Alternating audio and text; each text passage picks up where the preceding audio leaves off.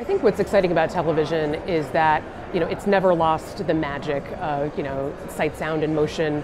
And for as much as we talk about a data-driven approach, you have to balance it with that emotional resonance and that empathy that goes along with great storytelling that's right front and center, right in the middle of your living room. And there really hasn't been much to replace something as powerful and meaningful as that.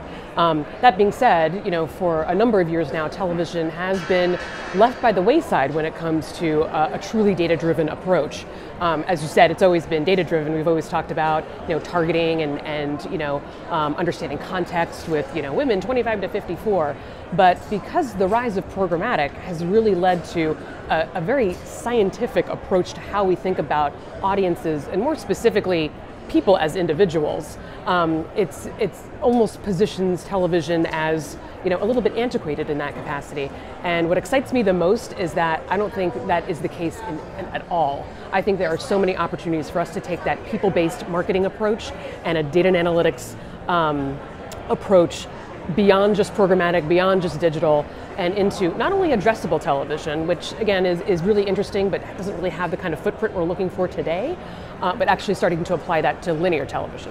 What are your thoughts about sort of the emerging walled gardens or tensions around planning in this advanced TV world? Yeah.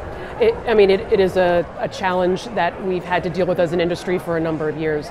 And my hope is that the lessons that we've learned in the digital and programmatic space with the existing walled gardens and the emerging ones, you could call AT&T a walled garden, you can call Amazon is a walled garden, beyond Apple's a walled garden.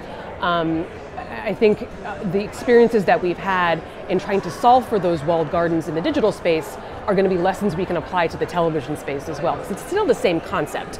It's still this idea that there's consumer data that has privacy restrictions associated with that, and we want to be respectful of those privacy restrictions.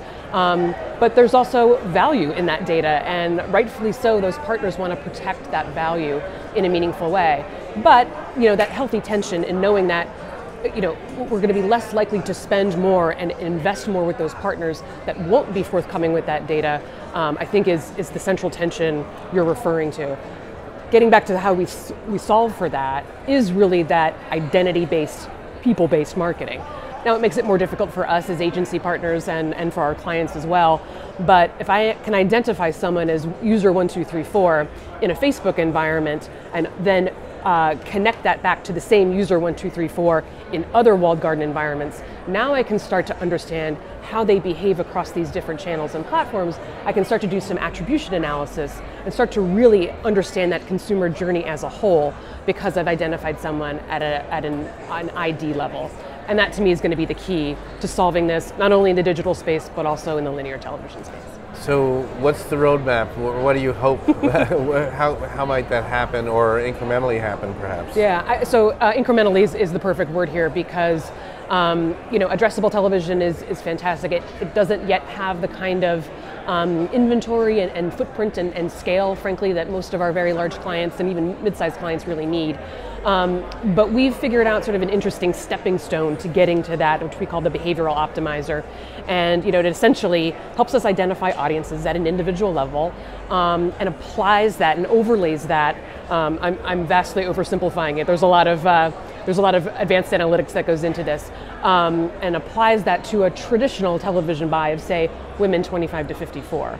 But perhaps I want to talk to women who drive convertibles on Tuesdays during a full moon, or whatever that happens to be, and I can still find those individuals within that television buy and serve the right kinds of ads to those people that are going to be relevant to that particular audience versus the broad women 25 to 54. So that's the way that we've been thinking about future-proofing our business. Eventually everything will become addressable, and we'll be able to think about linear television the same way that we do in programmatic and digital, but we're constantly pushing forward with innovation that's going to help us get there and get us there faster.